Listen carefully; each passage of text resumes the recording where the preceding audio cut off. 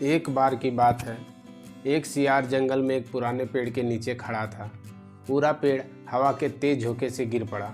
सियार उसकी चपेट में आ गया और बुरी तरह घायल हो गया। वह किसी तरह घिसता घिसता अपनी मान तक पहुंचा। कई दिनों बाद वह मान से बाहर आया था। उसे भूख लग रही थी। तभी उसे एक खरगोश नजर आया। उसे दबोचने के लिए वह झपटा।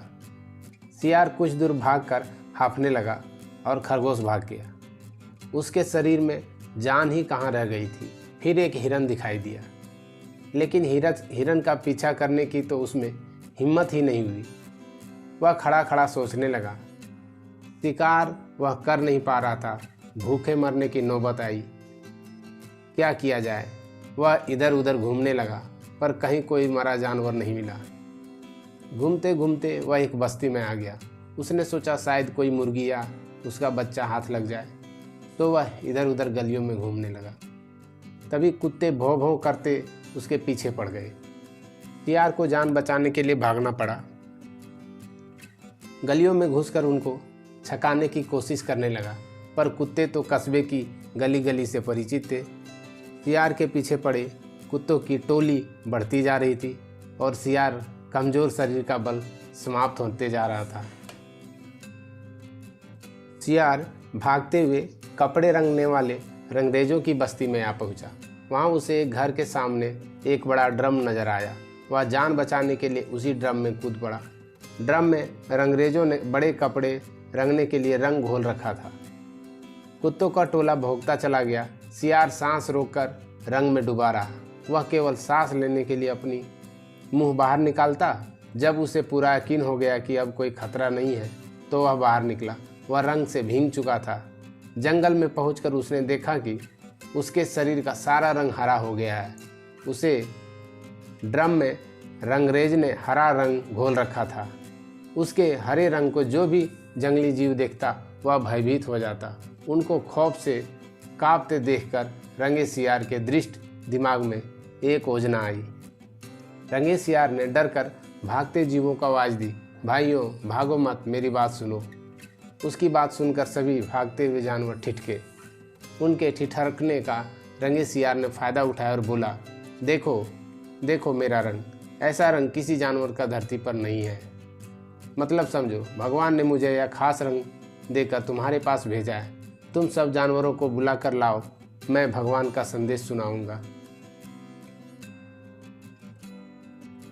उनकी बातों का सब पर गहरा प्रभाव पड़ा। वे जंगल जाकर दूसरे सभी जानवरों को बुलाकर लाए। जब सब आ गए तो रंगा सियार एक ऊंचे पत्थर पर बैठकर बोला, वन्य प्राणियों, प्रजापति ब्रह्मा ने मुझे खुद अपने हाथों से इस अलौकिक रंग का प्राणी बनाकर कहा है कि संसार में जानवरों का कोई शासक नहीं है। तुम्हें जाकर जानवरों का राजा बनकर उनका कल्याण करना है। तुम्हारा सम्राट ककुद्दम होगा। तीनों लोगों के वन्य जीव तुम्हारी प्रजा होंगे। अब तुम लोग अनाथ नहीं रहे। मेरी छत्र छाया में निर्भीक होकर रहो। सभी जानवर वैसे ही सियार के अजीब रंग से चकराए हुए थे। उनकी बातों ने तो जादू का काम किया। शेर, बाघ, चीते की भी उस पर की आस ऊपर, नीचे की सांस नीचे रह गई। उसकी बात काटने की किसी में हिम्मत न हुई। देखते देखते सारे जानवर उनके चरणों में लौटने लगे तो एक स्वर में बोले, हे ब्रह्मा के दूत, प्राणियों में श्रेष्ठ ककुद्दम, हम आपको अपना सम्राट स्वीकार करते हैं। भगवान की इच्छा का पालन करके हमें बड़ी प्रसन्नता होगी। एक बूढ़े हाथी ने कहा, हे सम्राट, तब हमें बताइए कि हमारा कर्तव्य क्या है। रंगे सियार सम्राट की तरह पंजा उठाकर बोला, तुम्हें अपने सम्राट की खूब सेवा और आदर करना चाहिए। उसे कोई तकलीफ नहीं होनी चाहिए। हमारे खाने पीने का शाही प्रबंध होना चाहिए। शेर ने सिर झुकाकर कहा, महाराज ऐसा ही होगा। आपकी सेवा करके हमारा जीवन धन्य हो जाएगा। बस सम्राट ककुद्दम बने रंगे सियार के शाही ठाठ हो गए। वह राजसी शान से रहने लगा। कई लोमड़ियाँ उसकी सेवा में लगी रहती। भालू पंखा झुलाता। सियार जिस जीव का मांस खाने की इच्छा जाहिर करता उसकी बलि दी जाती। जब सियार घूमते निकलता तो हाथी आगे आगे सूंड उठाकर बिगुल की तरह चिंगाड़ता चलता। दो शेर उसके दोनों ओर कमांडो बॉडीगार्ड की तरह रहते। रोज ककुद्दम का दरबार भी लगने लगा।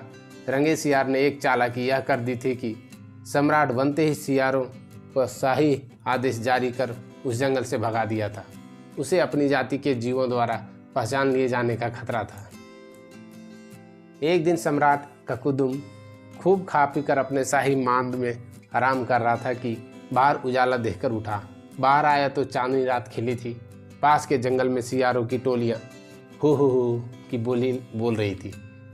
उस आवाज़ को सुनते ही ककुदम अपना आपा खो बैठे।